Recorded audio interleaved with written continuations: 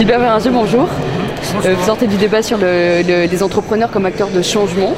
Alors vous, à la base, vous faisiez des freins pour avions, et vous en faites toujours d'ailleurs, et vous avez, pour une histoire de clients japonais, alors vous allez peut-être pouvoir nous expliquer, créé un label qui s'appelle Made in Respect. Alors d'où est née rapidement cette histoire de création de label?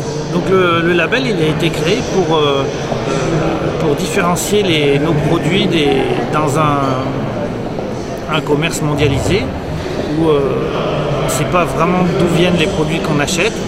On a voulu rendre transparent tout le process de fabrication. Donc le label permet de démontrer qu'à chaque étape de la conception, de la fabrication, on respecte l'environnement, on respecte les personnes avec qui on travaille, on fait des choix éthiques. Et ça fait combien de temps que le label est créé aujourd'hui? Donc les premières labellisations, on les a fait en 2009 à peu près. On a commencé à travailler sur le label en 2006.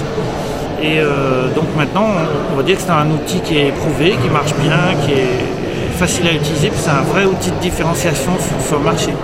Est-ce qu'aujourd'hui, vous avez une idée des retombées déjà pour vous de la création de ce label que vous aviez mis en place d'abord pour des clients japonais, mais est-ce que sur les marchés européens, français, il y a une vraie différence du coup qui a pu se faire grâce à ce label-là? Alors nous, on sait que chaque année, il y a de plus en plus de clients qui ont des critères de choix éthiques dans leurs achats. C'est pas 100%, mais aujourd'hui c'est quelque chose aux alentours de 30%. Donc si on peut démontrer à ces gens qu'en achetant des produits labellisés Made in Respect, ils font un choix éthique, on a fait un grand pas. Et vous avez combien d'entreprises qui ont sollicité votre label pour l'instant, de labelliser? Alors des labellisés, il y en a une vingtaine, et puis il y en a 80 qui sont, on va dire, en cours, voilà, qui ont un petit peu de travail à faire avant de passer le label, en fait.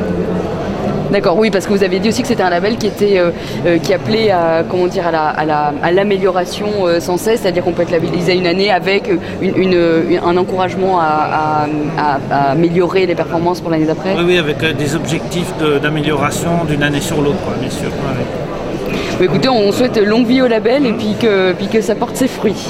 Voilà, merci, au revoir.